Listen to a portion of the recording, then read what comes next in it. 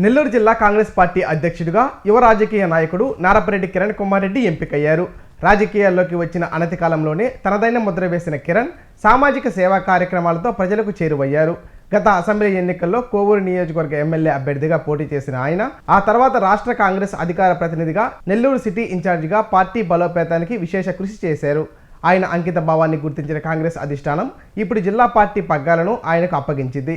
కిరణ్ కుమార్ రెడ్డి నాయకత్వంలో జిల్లాలో కాంగ్రెస్ పార్టీ పూర్వ వైభవం సాధిస్తుందని రాజకీయ విశ్లేషకులు భావిస్తున్నారు. నెల్లూరు జిల్లా కాంగ్రెస్ రాజకీయాల్లో పెను మార్పులు చోటు చేసుకుంటున్నాయి. పార్టీ పటిష్టతే ధ్యేయంగా యువ నాయకత్వానికి అధిష్టానం పట్టం కట్టింది. జిల్లా కాంగ్రెస్ నూతన అధ్యక్షుడిగా నారపరెడ్డి కిరణ్ కుమార్ రెడ్డిని ఎంపిక చేస్తూ సంచలన నిర్ణయం తీసుకునింది. చిన్న వయసులోనే రాజకీయాల్లో అత్యంత వేగంగా ఎదిగిన కిరణ్ కుమార్ రెడ్డి పార్టీలో అంచెలంచెలుగా ఎదుగుతూ ఉన్నత శిఖరాలను అధిరోహిస్తున్నారు.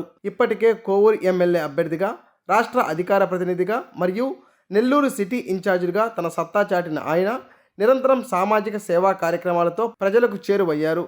కిరణ్ కుమార్ రెడ్డి పట్టుదలను, కష్టాన్ని గుర్తించిన కాంగ్రెస్ పార్టీ ఆయనకు జిల్లా సారథ్య బాధ్యతలు అప్పగించడంతో నెల్లూరు కాంగ్రెస్ శ్రేణుల్లో నూతనోత్సాహం నెలకొనింది. రాబోయే కాలంలో ఆయన నాయకత్వంలో పార్టీ జిల్లాలో పూర్వ వైభవాన్ని సాధిస్తుందని అటు రాజకీయ విశ్లేషకులు, ఇటు ప్రజలు ఆశాభావం వ్యక్తం చేస్తున్నారు. నూతన అధ్యక్షుడిగా ఎన్నికైన కిరణ్ కుమార్ రెడ్డికి జిల్లా నలుమూలల నుంచి అభినందనలు వెల్లువెత్తుతున్నాయి.